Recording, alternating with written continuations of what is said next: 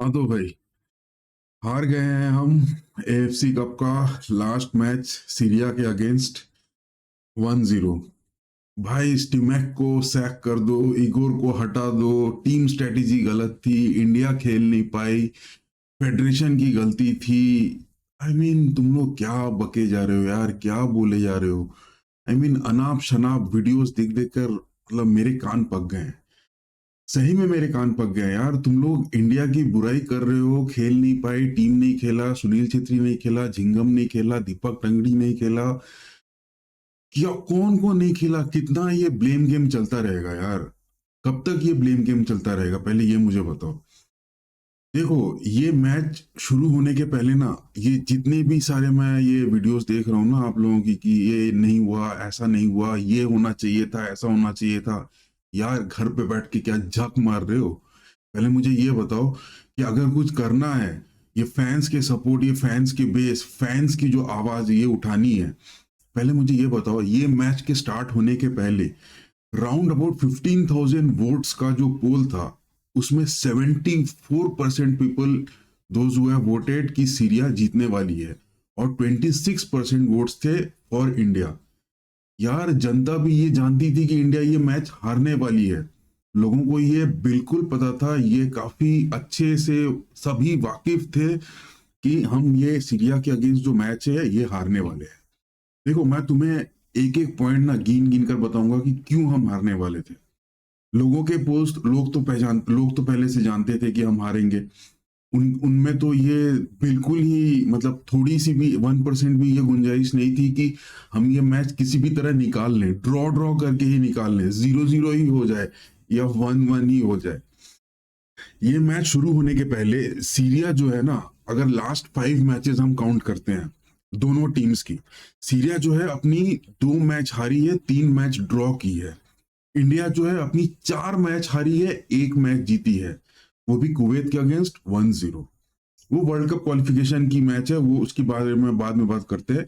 लेकिन राउंड दी परफॉर्मेंस है ना लास्ट 5 गेम्स की, इंडिया की और सीरिया की, वो यही थी। तो आउट ऑफ फॉर्म कौन था भाई? Out of play making capabilities, out of goal scoring capabilities. हमें किसी भी तरह मैच जीतना है, ये पॉसिबिलिटी किसके अंदर नहीं थी? इंडिया के अंदर नहीं थी। अब अगर हेक्टर कूपर की बात करो वर्सेस इगोर स्टिमैक, देखो भाई, कूपर की ये स्ट्रेटेजी, सीरिया की जो ये स्ट्रेटेजी है ना, ये हमेशा से यही रही है कि sit back, wait for that opposition movement. जब उनके पास बॉल आता है, जब वो काउंटर अटैक कर पाते हैं, वो फिर आके पेल के चले जाएंगे, गोल देकर चले जाएंगे। यही सीरिया की स्ट्रेटेजी थी। वो जब भी अपने हाफ पे बॉल ले रहे थे, they were always pushing the ball towards the Indian D की तरफ वो बॉल फेंक दे रहे थे कि इंडिया आए, इंडिया कुछ एक ऐसा करे जिससे वो कमिट करे, मिस्टेक करे, एक गलती की वजह से वो फिर इंडिया को आके अच्छे से रोंद के चले जाए, अच्छे से पेल के चले जाए। तो यही स्ट्रेटेजी सीरिया की थी। बट इंडियन स्ट्रेटेजी जो है यार, फर्स्ट 10 मिनट्स की बात करो गेम की, तो इंडिया के पास 2 ऐसे अच्छे चांस थे। मैं पहले 10 मिनट की ही बात कर रहा हूं, इंडिया के पास ऐसे 2 अच्छे चांस थे जब वो गोल कर सकती थी। देखो, इंडिया की एवरेज जो प्लेयर्स हैं, इनकी जो एज है, it is round about 26 years. Syria जो है थोड़ी बहुत 2 ईयर्स, मतलब मैच्योरिटी के लेवल पर अगर देखो तो 28 ईयर्स उनकी एवरेज हाइट है। बट सबसे बड़ी बात है, सीरिया के साथ हमारे ये कंपटीशन का जो ये मैच था, हम इतना ज्यादा ले रहे थे क्यों? Because Syria is round about 90 और 91st रैंक पे आती है ऑल ओवर वर्ल्ड, और इंडिया आती है ये 2-3 हार के बाद राउंड अबाउट 115, 117, 120 के। तो ये 20-25 का जो रैंक का जो फासला है भाई, ऐसे नहीं है। 20-25 रैंक का फासला अक्रॉस द ग्लोब, भाई झक मार के नहीं मिला है सीरिया को। सीरिया को खेलना आता है, Syria knows how to play football. हमें भी फुटबॉल खेलना आता है, ऐसा नहीं है कि हम फुटबॉल खेलना नहीं जानते। Indians we India also know how to play football, but हमारी स्ट्रेटेजी कहीं गलत हुई। हमें ये डिफेंसिव जो टैक्टिक्स था, ये जो फर्स्ट 2 मैचेस हम उस तरह से प्रेजेंट किए कि फर्स्ट हाफ 60 मिनट्स या 70 मिनट्स तक हम डिफेंसिवली खेलेंगे, अपने डिफेंस पे ही पूरा दम लगाएंगे, और नेक्स्ट 20-30 मिनट्स जो है हम कोई चांसेस अगर मिलता है तो हम खेलेंगे। भाई ये कोच की स्ट्रेटेजी भी गलत नहीं थी। ऑस्ट्रेलिया के साथ भी जो ये स्ट्रेटेजी किया, उज्बेकिस्तान के साथ भी जो ये स्ट्रेटेजी किया, कहाँ गलत है भाई? इतने हायर रैंक तुम टीम के साथ खेल रहे हो। तुम उज्बेकिस्तान के मैच के बारे में बात कर रहे हो ना, देखो भाई, ऑस्ट्रेलिया के साथ 1-1 ड्रॉ करके आती है। उज्बेकिस्तान ऑस्ट्रेलिया के साथ 1-1 ड्रॉ करती है, उसके साथ हम हारे हैं। सीरिया जो उज्बेकिस्तान के साथ इतना अच्छा फाइट देती है, ऑस्ट्रेलिया के साथ इतना अच्छा फाइट देती है, उसके साथ हम 1-0 हार के हैं। तो नहीं यार, ये हमारे टीम की कैपेबिलिटीज है ही नहीं कि हम उस लेवल पर खेल रहे हैं या उस स्टैंडर्ड पे खेल रहे हैं। तो अब हम बात करते हैं मैच की। देखो भाई, इस ग्रुप में हमें अगर किसी भी तरह सरवाइव करना था तो उसका चांस, उसका होप, जो होप, एक आशा जो रह गई थी वो यही थी कि हम किसी भी तरह ड्रॉ करें, ड्रॉ करके हम एक रेस्पेक्टेबल पोजीशन में आए। हाँ, तुम ये बोल सकते हो कि हमने 3 मैचेस में राउंड अबाउट 6 गोल्स कंसीड किए और हमने एक भी गोल नहीं किया, गोल डिफरेंस जो है ये इतना ही बुरा है। तो है भाई, क्या कर सकते हो, नहीं खेला, कोच ने वैसे प्लेयर्स हमारे रिक्रूट नहीं किए, स्काउट्स की जो स्काउटिंग है वो इतनी प्रॉपर नहीं हुई। अबे यार, तुम ये बात कर रहे हो, AIFFA के जो प्रेसिडेंट है वो कहाँ दिख रहे थे? पूरे इतने सारे ये जो क्वालिफिकेशन मैचेस चल रहे थे, इसमें हमारा प्रेसिडेंट कहाँ दिख रहा था? कहीं उसका चेहरा दिखा है? कहीं तुम देख पाए हो कि वो आया है, देख रहा है, मैच देख रहा है, कुछ भी हो रहा है? नहीं है। तो ये सिंपल थी। बट मैं इंडियन प्लेयर्स की बात करूं ना भाई, देखो, राहुल भेके राउंड द टूर्नामेंट बहुत ही अच्छा खेला है, संदेश जिंगम राउंड द टूर्नामेंट बहुत ही अच्छा खेला है, सुभाषिश बोस, यार दिल जीत लिया है इस प्लेयर ने, सुभाषिश बोस ने मेरा दिल जीत लिया है। वो इसलिए मैं बोल रहा हूं क्योंकि ये फॉर्मेशन आकाश मिश्रा के साथ राहुल भेके, संदेश जिंगम और सुभाषिश बोस का, सुभाषिश बोस जो सेंटर बैक जो खेल रहा था यार, अलोंग विद संदेश जिंगम, मुझे तो ये लग रहा था कि संदेश जिंगम से भी बेटर खेल रहा है सुभाषिश बोस। यार, ये प्लेयर के फॉर्म्स की बात कर रहे हो, तो वो प्लेयर उस दिन उस हालात पर प्रैक्टिस सेशन के बाद अच्छे फॉर्म में था। He was giving support to Apuia, Tangri, Chhangte, सबके साथ कितना अच्छा ही वो कोऑर्डिनेट कर रहा था।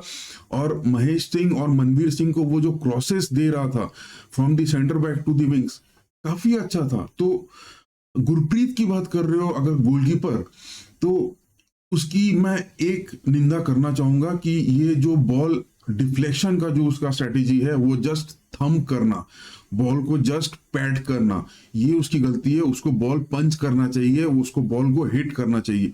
भाई देखो, ये तो गोलकीपर की वो प्लेइंग कैपेबिलिटी है, इसको तुम कहां से तुम नेग्लेक्ट कर सकते हो? तुम ये बोल सकते हो कि गुरप्रीत के जगह अगर तुम किसी भी तरह अमरिंदर को खिला लेते तो कुछ हो जाता है यार। खेलने के लिए तो ये 1-2 को लेके ही खेल पाते। क्या अमरिंदर आता तो इंडिया के इतने गोल्स नहीं आते? Are you confident about it? तुम क्या इतने ही मतलब दावेदार, इतने ही बड़े दावेदार हो सकते हो, इतने ही बड़े इसको प्रूफ के साथ कह सकते हो कि अमरिंदर आता तो ये गोल नहीं होता? नहीं यार, ये गलत बात है। देखो, इंडियन स्ट्रेटेजीज में इंडियंस ने गोल्स की जो चांसेस क्रिएट करने के लिए, छेत्री से हो या मनवीर से हो या महेश से हो, किसी भी इंडिया ने किए हैं यार, बट नहीं हो पाया। तो अगर नहीं कर पा रहे हो तो ये टीम की कैपेबिलिटी है। तुमको नेक्स्ट जो टूर्नामेंट्स है उस पर जो रिक्रूट करना है, तुमको कोच को उस जगह पर फोकस करना है कि हाँ, इस प्लेयर्स के जगह अगर हम इस प्लेयर्स को भी लेकर खेल सकते हैं तो हमारी स्कोरिंग चांसेस बढ़ सकते हैं। तो ये तो कंप्लीटली मतलब टीम प्ले हो गई यार। ये जिस टीम को लेकर हम टूर्नामेंट खेलने आए थे उस टीम की वो कैपेबिलिटी थी नहीं खेलने की, तो इसमें हम क्या ही कर सकते हैं। और हाँ, ये हार की बात करो तो I am quite happy about it कि हम 1-0 हारे। अगर 2-0 या 3-0 हो जाती तो इससे बड़ी शानदार और मतलब मुंह छुपाने लायक जगह नहीं रहती। इस मैच की स्टैटिस्टिक्स की बात करूं ना तो सीरिया के पास 57% पोजीशन था, India was round about 40%। Syria ने 8 शॉट्स लगाए हैं, उनमें से 2 शॉट्स ऑन टारगेट थे और 1 गोल हुआ। इंडिया ने 3 शॉट्स किए, उनमें से just 1 was about to reach the nets और वो भी सेव हो गया। But free kicks, offsides, throw in, saves, ये सब सीरिया काफी ही अच्छे से मैनिपुलेट कर रही थी। इंडिया को वो, अगर फिजिकली तुम बोलो कि इंडिया को वो ह्यूमिलेट कर रही है या फिजिकली वो इंडिया के अगेंस्ट बहुत ही अच्छा खेल रही है, तो खेल रही है भाई। देखो, सिर्फ फिजिकलिटी से ही मैच जीतना पॉसिबल नहीं है। इंडिया के पास अगर वो फिजिकल स्ट्रेंथ या फिजिकलिटी में इंडिया अगर लैक कर रही है, तो भाई पासेस कर सकते हो, second ball, third ball, fourth ball, ये जो पासेस क्रिएट करना, क्रिएटिव प्ले मेकर का हो या ऑर्केस्ट्रेटर का हो, वो इंडिया के पास नहीं है, तो इंडिया हार रही है, सिंपल एज दैट। बट मैं कोच की तारीफ इस बात पे करूंगा भाई, बहुत ही निंदा मैं सुन रहा हूँ इगोर के बारे में कि इगोर को सैक कर दो, इगोर को हटा दो, वगैरह वगैरह वगैरह। भाई इगोर ऐसा ही एक अभी का कोच है, अभी का मैनेजर है, जो हमारे अंडर 20 एएफसी कप में इंडिया को क्वालिफाई कराया है एशियन कप में। वो फिलहाल अभी बहुत ही रिसेंट आने वाले हैं, but this is the first time under 20 under 18 में इंडिया जो है क्वालिफाई कर रही है एएफसी कप के लिए। तो इगोर को इतना ही ज्यादा आप लोग मतलब बुरा भला मत बोलो, उसकी भी रेस्पेक्ट काफी अच्छी ही है। इस टेबल की मैं बात करूं ना, तो ऑस्ट्रेलिया और उज्बेकिस्तान का जो ड्रॉ हुआ, उसके पहले का जो सिनेरियो था कि सीरिया अगर किसी भी तरह इंडिया के साथ हारती है या इंडिया ड्रॉ करती है तो एक रेस्पेक्टेबल पोजीशन में आएगा। तो these were all hopes man, ये सब ही वो आशाएं थी जो हम नहीं कर सकते थे, बट हम सोच के बैठे थे कि हम ऐसा कर सकते हैं। तो यही है सिंपल। देखो, इससे बड़ी बात मैं बोलूं तो इंडियन फैंस हो और अगर हार्ड कोर इंडिया को सपोर्ट करते हो ना, तो just back for it, just wait for the right moment. मैं राइट मोमेंट की इसलिए बात कर रहा हूं because for the coming matches, India की जो मैचेस होने वाली है उसमें एएफसी कप तो अभी हो गया, इसके बाद वर्ल्ड कप क्वालिफिकेशन स्टेजेस है।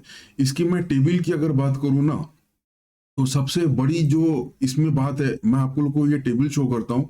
ये जो टेबल है इसमें कतार जो है, इसने 2 मैचेस खेले हैं, 2 विन किए हैं। देखो, कुवैत के साथ और अफगानिस्तान के साथ, इन दोनों के साथ हम विन एक्सपेक्ट करेंगे, क्योंकि हमारे अफगानिस्तान के साथ 2 मैचेस जो है ये अभी भी बाकी हैं, और कुवैत के साथ हमारा और एक बाकी है। तो ये यहाँ पर ये जो गोल डिफरेंस जो है यहाँ पर हमारा, इस पे हमको फोकस करना पड़ेगा कि गोल जो है हम और कंसीड ना करें। और अफगानिस्तान के साथ जो कमिंग मैचेस हैं इन मार्च, 21 मार्च एंड 26 मार्च, हमारे जो अपकमिंग 2 मैचेस हैं, हम इसी टीम को लेकर बहुत अच्छे से खेलकर अफगानिस्तान के साथ अच्छा एक्सपेक्ट कर सकते हैं, और कुवैत के साथ भी हम अच्छा एक्सपेक्ट कर सकते हैं। तो इस पे हमें सोचने की बात कुछ है ही नहीं कि हम बहुत ज्यादा फोकस कर रहे हैं, नहीं कर रहे हैं, या उस स्ट्रेंथ पर हम नहीं खेल रहे हैं।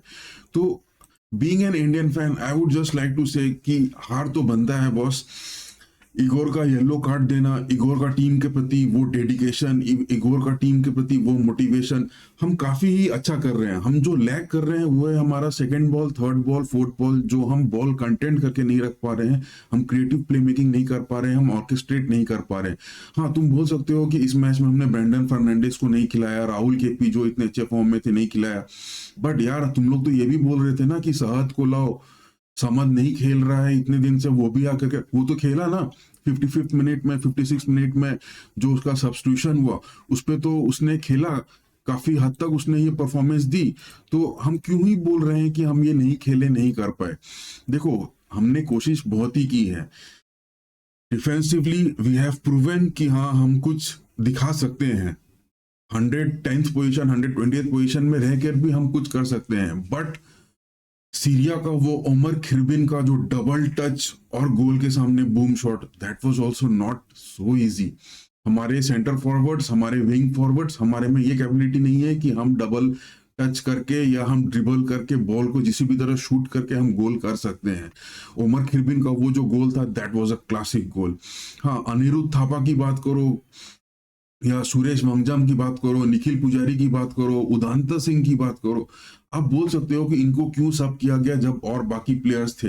यार, मेरे मुझे एक बात बताओ, आप अगर आपके पास अगर 10 तिल्ली है, आप उनमें से 5 तिल्ली को जलाना चाहते हो, तो आप कौन से 5 तिल्ली को लोगे? जो आपको देखने में अच्छा लगे, जिसका आपका प्रेजेंटेशन अच्छा हो, जिसका आपका प्री मैच जो ट्रेनिंग सेशन है, जहां पर उसका फॉर्म, जहां पर उसका बॉडी लैंग्वेज, जहां पर उसके प्लेइंग कैपेबिलिटीज अच्छे दिखे हो। तो सिंपल एज दैट, इंडिया ने वही किया, कोच ने वही किया, जिसका ट्रेनिंग सेशन में परफॉर्मेंस अच्छा था उसको लेकर खेला। और अगर मैच पे आप परफॉर्मेंस नहीं कर पाए, या मुझे एक बात बताओ, इंडिया की जो ये टोटल टीम की जो टोटल इवेल्युएशन है, टोटल जो मार्केट वैल्यू है, that is round about 2.5 CR। 2.5 billion की जो ये टीम है, इसके साथ आप कंपेयर कर रहे हो एक ऐसे उमर खिरबिन की या सीरिया के ऐसे एक प्लेयर के साथ जिसकी टोटल इवोल्यूशन इंडियन के टोटल मार्केट वैल्यू से ज्यादा है। इंडियन टीम की टोटल मार्केट वैल्यू से उनकी एक सेंटर फॉरवर्ड या उनकी विंग फॉरवर्ड्स के कुछ प्लेयर्स से हमारा इवोल्यूशन कम है। तो you can't compare a team just only by playing capabilities कि हाँ आप फैन हो जैसे भी वो इंडिया जीत जाए। Let's hope for the best. हमारे वर्ल्ड कप क्वालिफिकेशन स्टेजेस में हम बहुत ही अच्छा करेंगे, हम ये होप करते हैं। और कोच स्टिमैक ने भी ये हमें अच्छे से बताया है कि हम वर्ल्ड कप क्वालिफिकेशन में we are going to qualify for it और हम बहुत ही अच्छा करेंगे। तो hope for the best, do support India, do support India and we believe true. Thank you guys.